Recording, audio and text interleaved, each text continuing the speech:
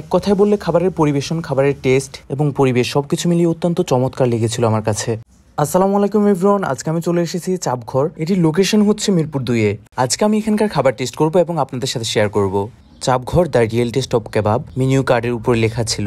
মেনুটা হাতে পেয়ে আমি কনফিউজড হয়ে গিয়েছিলাম যে কি অর্ডার করব বা কিসের স্বাদ নিব। পরক্ষণে আমি অর্ডার করি চিকেন রেড কড়াই আর সাথে হচ্ছে গার্লিক নান। অর্ডার দেওয়া শেষ, এখন আমি বসে খাবারের জন্য অপেক্ষা করছি। এর মধ্যে ভেতরের ডেকোরেশনটা একটু আপনাদের দেখাই।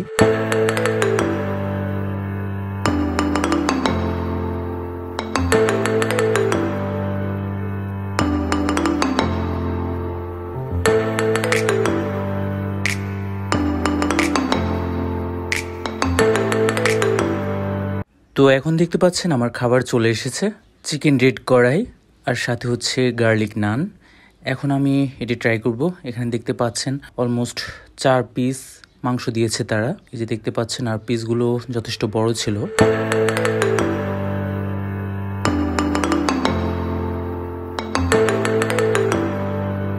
এখন খাওয়া যাক। শুরুতে একটু গার্লিক নান খেয়ে দেখবো। গার্লিক নানটা দেখতে যেমন লোভনীয় লাগছে তেমনি খেতেও দারুণ লেগেছিল। এখন চিকেন রেড কড়াইয়ের একটু গ্রেভি দিয়ে খেয়ে দেখা যাক। আর চিকেনটার গ্রেভির মধ্যে আমি বিফের একটা কড়া ঘ্রাণ পেয়েছিলাম। বিফের মধ্যে মশলার যে ইনগ্রেডিয়েন্টসগুলো ইউজ করা হয়, হয়তো বা এখানেও তারা ইউজ করেছে, সেজন্য এমন একটা স্মেল পাচ্ছিলাম। আমার কাছে বেশি ভালো লেগেছে এই যে গার্লিক নানটা। রসুনের তৈরি যে কোনো খাবার খেতেই খুবই দারুণ লাগে, আর সাথে এটা ঝাঁঝালো ফ্লেভার পাওয়া যায়, সেজন্য আরো বেশি ভালো লাগে। এক খণ্ড রসুন খাচ্ছি এখন। এখানে তাদের পরিবেশনটা দেখতে পাচ্ছেন, এটার নাম ছিল চিকেন রেড কড়াই, আর এটির মধ্যে তারা একদম কড়াই সহ সার্ভ করেছে। এই জিনিসটা খুবই ইউনিক।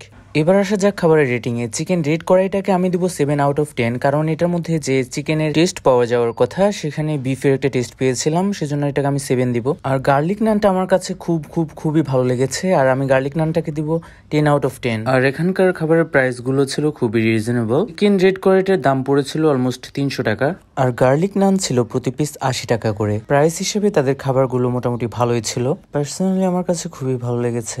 চাপঘরের অনেকগুলো শাখা রয়েছে, আর আমি যেটিতে গিয়েছি সেটি হলো Mirpur 2, avenue 1, block C, house number 18। আজকের ভিডিও এখানে শেষ করছি। শেষ পর্যন্ত দেখার জন্য সকলকে অনেক ধন্যবাদ।